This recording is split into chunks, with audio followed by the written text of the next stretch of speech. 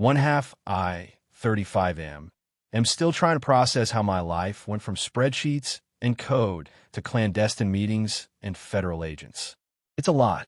It all started about 8 months back. I run a small data analytics consultancy. My cousin, Leo, 38M, has always been full of big ideas and short on follow-through, always looking for an angle.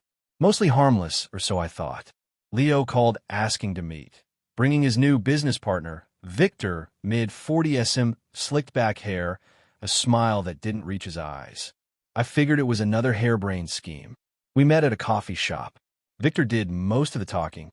They were consulting for a company, tried to restructure their financials to attract investors. Alarm bells rang when they mentioned needing data creatively interpreted. Victor laid it out. They needed me to subtly alter financial projections, fudge key performance indicators, make it look rosier. He made it sound like standard corporate maneuvering. Just helping them put their best foot forward, Mark, he said. Leo just nodded. I told them, that sounds like it's crossing ethical lines. My business relies on integrity. Victor's smile tightened. This is a significant opportunity. For all of us. A very generous finder's fee for your discretion. Say $50,000 for a few days' work. Leo piped up. Yeah, Mark. 50 grand. I held firm. It's not about the money. It's legality and my reputation. The mood shifted. Victor leaned in. Reputation is fragile, Mark. It'd be a shame if anonymous complaints started surfacing about your data security practices. Or if clients heard you weren't so ethical. We know people. Things can get messy. Leo, try to soften it. He doesn't mean it like that, Mark. We just really need your help. But the threat hung there. Destroy my business. My stomach was in knots, but I stayed calm. Okay, this is a lot. Let me think about it. I can't give you an answer right now. Victor smirked. Fair enough. Don't take too long. I walked out, heart pounding. This wasn't just shady. This felt deeply criminal. The help us or we'll destroy you play. I felt sick. That night, I barely slept. The $50,000 was tempting, but the thought of what they were asking, the threats, it turned my stomach. This was fraud. The next morning, instead of calling them, I called the local FBI field office. Update 1, 2 weeks later. Walking into the FBI office was surreal. I met with 2 agents, Davies and Miller. They listened intently as I laid out the conversation, the threats. To my surprise, they took it very seriously. Agent Davies said Victor and the company he'd mentioned had pinged on their radar. They asked if I'd cooperate. Maybe we're a wire. They were clear. My safety was paramount. They gave me a tiny digital recorder. A few days later, Leo called. So you had a chance to think?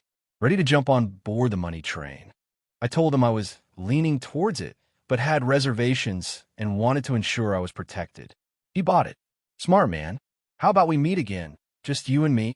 We met. I had the recorder going. Leo, trying to act like a big shot, laid out more of the plan, how they'd siphon funds. He bragged Victor had dealt with difficult people before and reiterated that if I backed out, Victor wouldn't be happy. He sounded like a scared idiot. The recording was gold. Handed it to Agents Davies and Miller. They were pleased. Meanwhile, my Aunt Carol, Leo's mom, called. Mar, dear, Leo told me you're helping him with a wonderful new business venture. I'm so glad you're looking out for him. I mumbled something non-committal. The guilt over Leo was there, but overshadowed by anger. This is a whole new level of stress. Trying to act normal, run my business, all while being a reluctant secret agent. Update 2, 1.5 months later. Life's been a tightrope walk. The FBI are methodically building their case. They said this is bigger than just Leo and Victor. They're part of a larger network. My little data problem was a key part of one scheme. Leo and Victor grew impatient. I kept putting them off, citing technical difficulties, all coached by Agent Davies. The dirty trick started. First, a 1-star review popped up on my business's online listing. Vague, anonymous, unreliable service, and questionable data handling. Had Leo's fingerprints all over it. It stung. Then, a week later, a bulky guy accidentally slammed into me, knocking my coffee everywhere.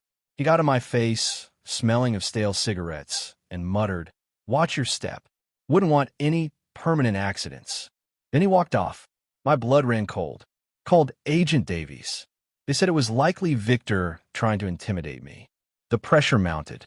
Agent Davies said they needed one more piece: clear acceptance of payment for fraudulent data, or an attempt by them to hand over a significant sum tied to the act. Aunt Carol called again, no pleasantries. Mark, Leo is very stressed. He says you're not delivering. You need to help him. Family helps family. Don't be so difficult. Her voice was shrill. I just said, I'm doing my best, Aunt Carol. Then a message from Qley, 30SF, Leo's sister. Mark, I don't know what game you're playing, but Leo said you're messing him around. Are you jealous or something? Stop trying to sabotage him. Sabotage him? Your brother and his charming friend are trying to commit felonies and threaten to ruin my life. The entitlement is breathtaking. They genuinely believe I'm the bad guy. The FBI wants to arrange a final meeting. The handover. My stomach churns. Update 3, 2.5 months later, the sting. Showtime. The last few weeks were a blur of hushed calls and discreet FBI meetings. Today was the handover of the non-existent, manipulated data and the very real payment. The meeting was in a bland corporate meeting room, wired for sound and video by the FBI. Agents Davies and Miller were in an adjacent room. I was wired too. My hands were sweating. Leo and Victor were there. Leo looked jittery. Victor was all shark-like stillness. Mark, good of you to finally show, Victor said. You have a package? It's ready, I said, placing a dummy USB on the table. Revised projections and KPIs. Leo grinned. Fantastic. Knew you'd come through, cuz. Victor didn't smile. And the payment. $50,000. Cash. He slid a thick manila envelope across. Count if you like. As my fingers touched it, Victor added, pleasure doing business. We'll be in touch for future collaborations. Q. The door burst open. FBI. Nobody move. Agents Davies, Miller, and others flooded in. Leo's face went pale, mouth agape. Well, what's going on? He stammered, looking at me. Mark? What is this? I just looked at him. Victor swore, jumping up, but an agent pushed him back down. He was icily silent as they cuffed him. It was over in minutes. I sat there, shaking. Agent Davies put a hand on my shoulder. You did great, Mark. Got them dead to rights. The aftermath was statements, paperwork. Drain doesn't cover it. Relief, but also this weird hollowness. Then Aunt Carol called. Mark, how could you? Her voice was a raw scream. You set up your own cousin. Your own blood. He trusted you. You've ruined his life. I tried. Aunt Carol. He threatened me. He was committing a crime. Lies. Victor was guiding him. Leo is a good boy. You trapped him. Click. Qley took to social media. Snakes in the family. People who betray. Their own. The irony. They truly believe Leo is the victim. And I'm a monster. Unreal. Final update. 6 months after the sting. It's been a long road. The legal process was slow. I testified before a grand jury, then at trial. Facing Leo and Victor in court was intense. Leo wouldn't meet my eyes. Victor stared with pure hatred. His defense tried to paint me as disgruntled. But the recordings, the FBI's evidence, it was solid. The verdict came last month. Guilty. Leo, Victor, and others got varying sentences. Leo got 3 years. Victor got 7. News articles called them local con artists. Then, the letters started. First from Leo, via prison email. Full of self-pity. Mark, I messed up. Victor manipulated me. Never meant to hurt you. Desperate. Forgive your cousin? Maybe visit? Lonely in here. No real apology, just excuses. Then Aunt Carol started. Tearful voicemails. Mark, please. Leo needs his family. Not doing well. Cries all the time. Want to see you. For me, Mark. Your aunt who always loved you. The emotional blackmail continues. She forgets the threats. To her, Leo made a little mistake. Even Victor, through his lawyer, made a bizarre attempt. Misunderstandings. And if I could clarify testimony, perjure myself, he might offer assistance later. My lawyer sent a blistering reply and reported it as attempted witness tampering. The audacity. Qley's gone quiet online. Guess defending a convicted felon isn't a good look. Aunt Carol is apparently a wreck, blaming me, blaming Victor. Never Leo. As for me, my business took a small hit but is recovering. I'm more careful, more cynical. The emotional cost was high. Losing family, even toxic stings.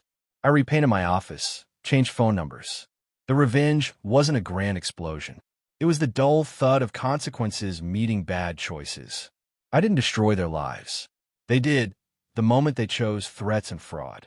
My revenge was choosing not to be their victim or accomplice and letting the system handle them. The FBI sent a commendation letter. Agent Davies said my cooperation was key, saved others from fraud. That helps. I won't visit Leo. I won't respond to Aunt Carol. They made their choices. I made mine. The sweet, sweet sound of silence they're now begging me to break, that's the only satisfaction I need. Time to focus on my own life, my own peace.